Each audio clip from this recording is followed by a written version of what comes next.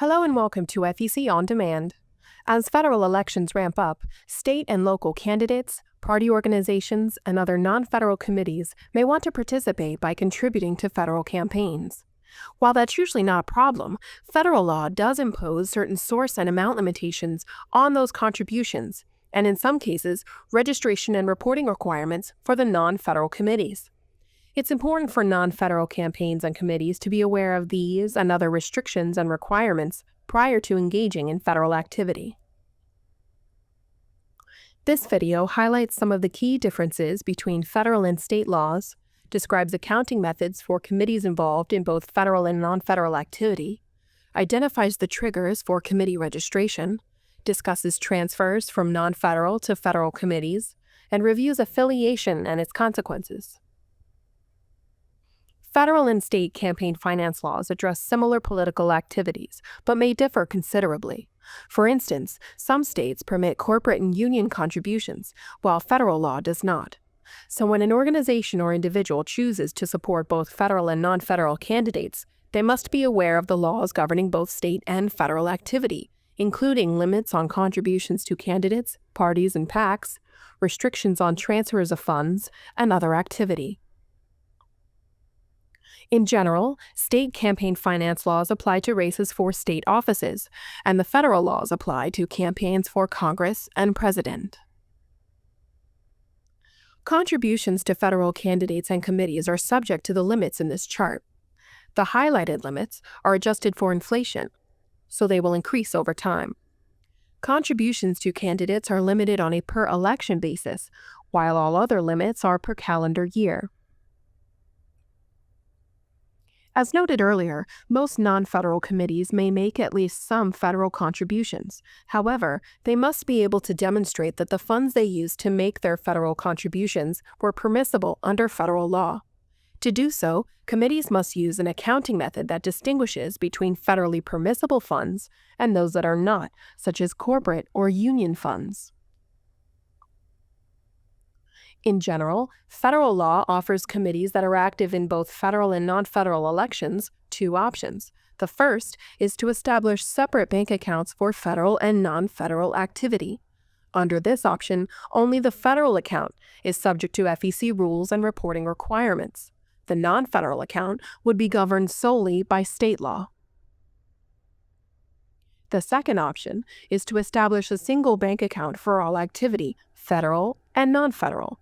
With this option, all of the committee's funds are subject to the limits, prohibitions, and reporting requirements of federal law. Any impermissible funds, such as corporate contributions, must be disgorged from the account. Committees that choose this second option should be aware that the states may impose additional registration and reporting requirements related to your non-federal activity. So be sure to contact the appropriate state election office for more information.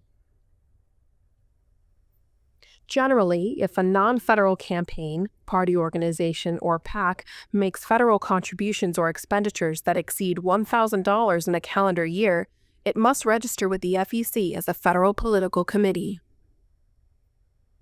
As an exception to that rule, state PACs sponsored by a corporation, labor organization, trade association, or membership organization must register as a federal separate segregated fund, or SSF, in order to make any contributions to federal campaigns.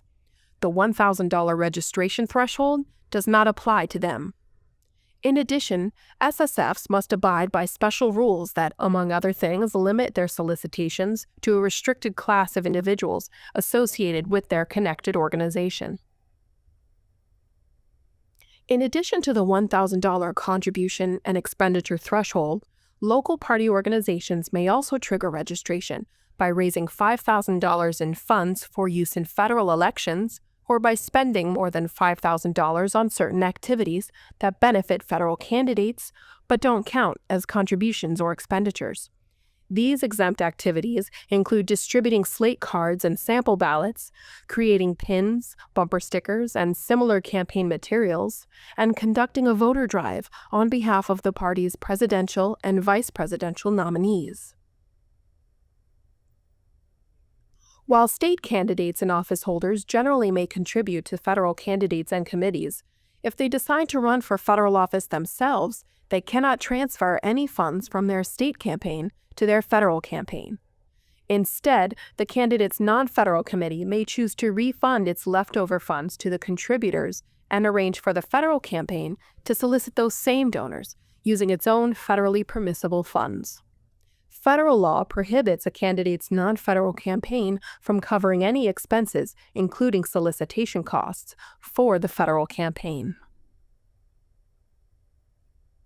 Federal law treats all committees established, financed, maintained, or controlled by the same people as if they were one committee. This affiliation concept is particularly important for local party organizations to understand if they choose to make federal contributions. Federal law presumes that a state party committee and all of its registered local units are affiliated with one another.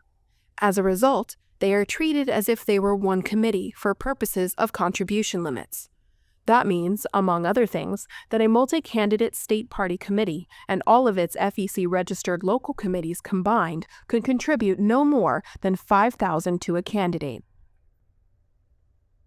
That concludes our brief overview of the federal campaign finance laws that apply to non-federal committees active in federal elections, as well as differences between federal and state laws, accounting methods, non-federal committee registration, transfers from non-federal campaigns, and affiliation.